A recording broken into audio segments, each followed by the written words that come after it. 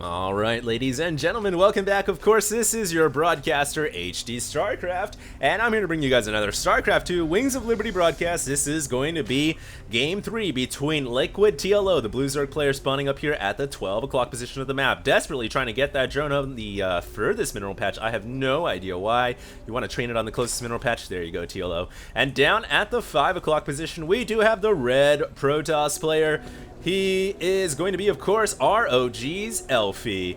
And now we are going to see what happens because the series is tied up. I wouldn't have thought TLO last game was dead. I thought he was dead in the water for sure. You look at the supply, he was definitely not ahead of the Protoss player, which is not a good thing on Zerg, and is a good thing for Protoss. And, you know, his army definitely did not look like it could handle the immortal sentry that Elfi had on the field. But then the very clever play to pull everything back with the Nidus and fight along with the Crawlers.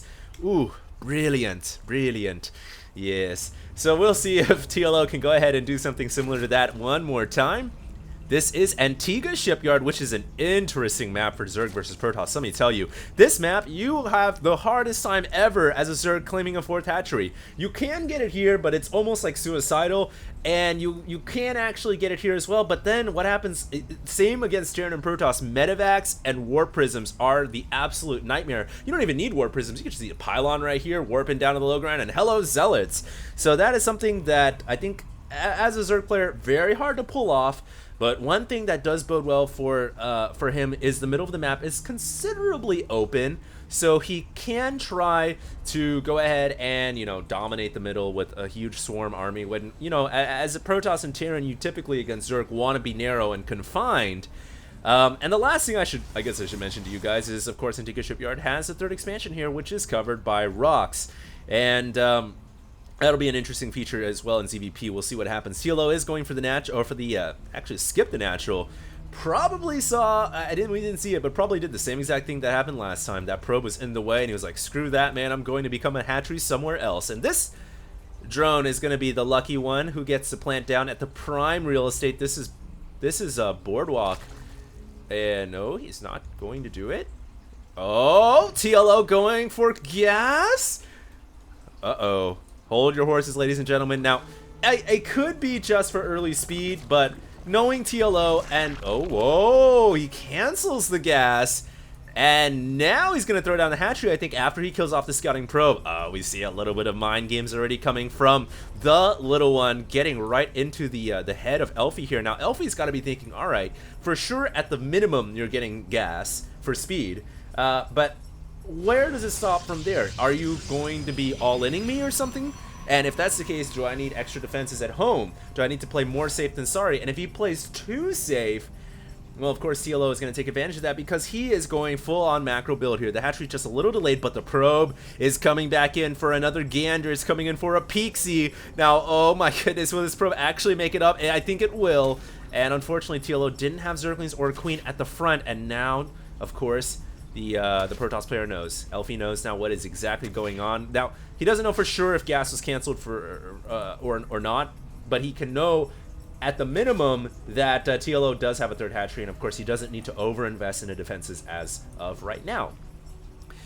Now, I do want to go ahead and say, of course, I'm going to be giving out another Heart of the Swarm beta key. I don't always want to do it at the beginning of the cast, nor do I want to do it at the end of the cast, because then I think it just makes it too easy for people who just open up the video and then just can, you know, listen to wait, or not wait, but go right to the point in the beginning or the end and get the question right away. I want to go ahead and reward you guys who, you know, listen to the whole cast. I think that means a lot to me. Anyways, I'm going to go ahead and ask a question here. This is going to be more of a personal question, and for those of you guys who have been following my channel will probably know the answer if you guys watched a specific video when, well, a long time ago when Diablo 3 first came out. So here it is. What is the name of the puppy that I picked up about 7-8 months ago? So that's been a long time when Diablo 3 first came out. So if you guys know the name of the puppy, I still have her.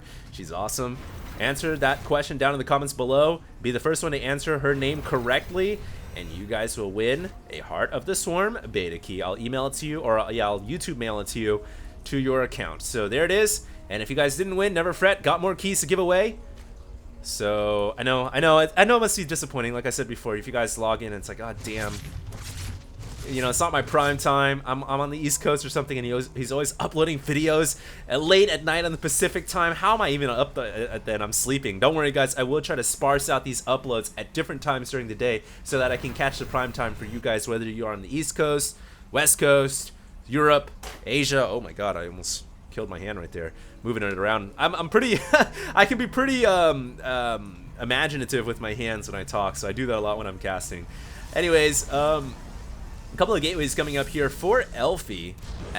What is going on in this game? I just kind of got sidetracked right there. He does have a robotics facility. Doesn't look like he's going to do an all-in at this moment in time. He just has 4 gates plus a robotics facility, and he's adding on immortals right now. He does have an observer moving out across map. Absolutely prudent to find out what TLO is up to. TLO, meanwhile, has a roach horn, has an evolution chamber, has speed finally started up. Layer is about to finish up, as well as he's getting the 3rd and 4th gases. So we may actually, indeed, for the first time in this set, have a long-term macro game, and I like that because, you know, it's 1-to-1 right now. It's a best of 5.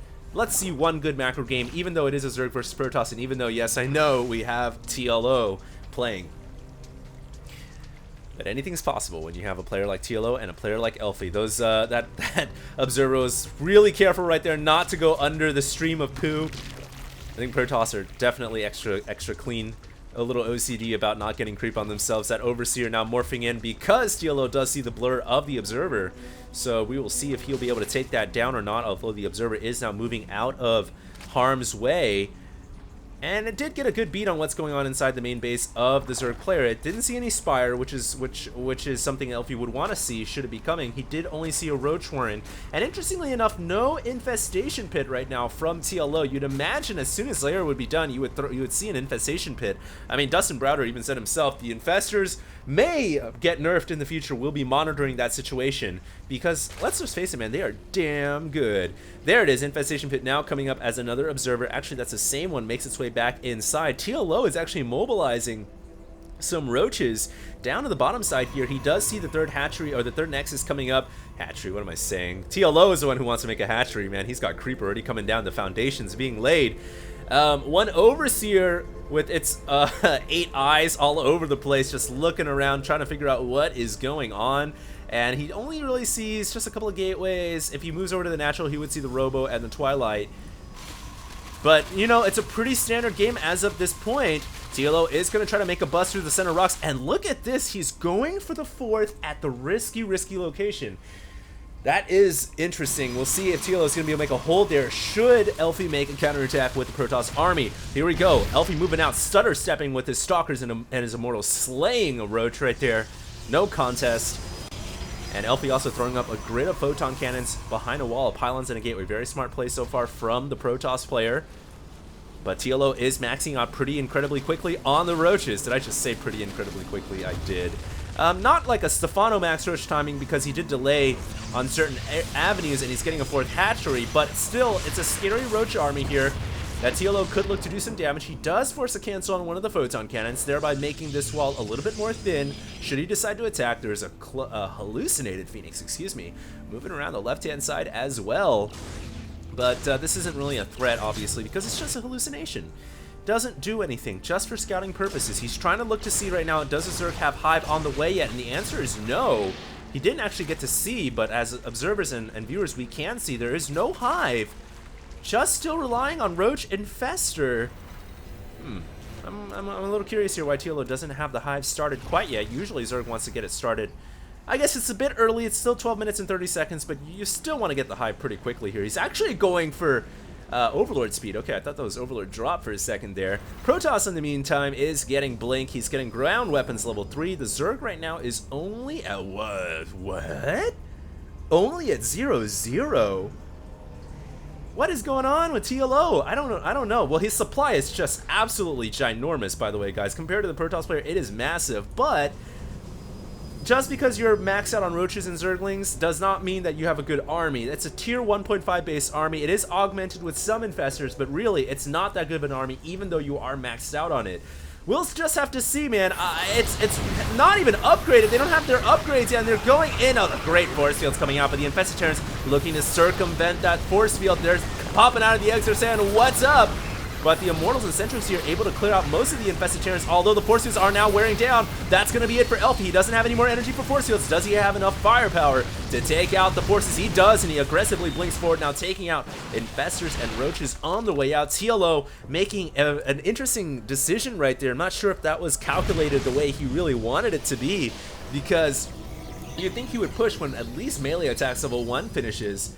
And he just went in there really upgradeless, just had 1 weapons for missile, and that didn't bode too well for him. And of course, anytime Protoss can take the first battle like that, their army just continues to grow in size. It's like the blob, and you can see here more units beginning to morph out on the field. TLO's, I think one of his hopes here is to get Broodlord Infestor out as quickly as possible. He does have Hive out, he does have Greater Spire on the way. Will he have enough time to get Broodlord Infestor before Elfi makes a counter push is another question entirely. You know, he's got +3 weapons, and I think as soon as, yeah, Elfi's pushing out now. He's not hesitating. No hesitation, no fear. He's pushing now. And TLO could be in some trouble, but TLO moving around the backside, gonna try to circumvent. Does he have enough forces to slay this many Immortals and Stalkers? I don't think so. Elfi is just going to be able to rip through the infested Terrans, and the Roaches just stand no chance to firepower like this. And it looks like TLO's now poop and creep all over the place inside the Red Protoss base. And that really is just not going to do anything for TLO. Unfortunately, Elfi has taken a huge and commanding lead in this game. And remember what I told you guys about this hatchery? This hatchery is so hard to hold on as Zerg. Elfi is going to, I mean, literally, this hatchery can die in like 1 volley from all these units. There we go. So a couple of volleys and it will die. Now, what is TLO gonna do? He might try to backstab. I think that's his plan here. He knows there's no way in hell he's gonna be able to take down this army. So he's gonna try the strategy that got him the win in this set so far, and that is a complete backstab. He's gonna be able to ram his way in there, trying to get in with the Zerglings. Oh yeah, he's made his way inside. Penetration succeed. And now Elfi making an attack over at the natural. Where have I seen this before? But the only thing is, oh, TLO does have Broodlords. He might not have Spine Crawlers, but he's got Broodlords. And if he can get these Broodlords to rain down their chaotic Broodlings down below, he might have a chance. But the Stalker is blinking up, and there was an observer there. That's how Elfi saw the high ground, so there was an observer there. Sometimes it's hard to see, but Elfi is not going to be stopped this time around. It looks like all the Zerglings have been recalled back home. Apparently a Psi emitter was planted back here because all the Zerglings are coming back. And oh wow, some Zealots taking out a hatchery over there at the top. TLO has the GG, doesn't have enough. And there it is, ladies and gentlemen. Bye-bye Apollo, bye-bye Edibisi. We are going to go to the next game of this set, which is, of course, Game 4. Currently, Elfi holding the lead at 2-1. Don't go anywhere, guys. This is, of course, HD StarCraft, and I am signing out.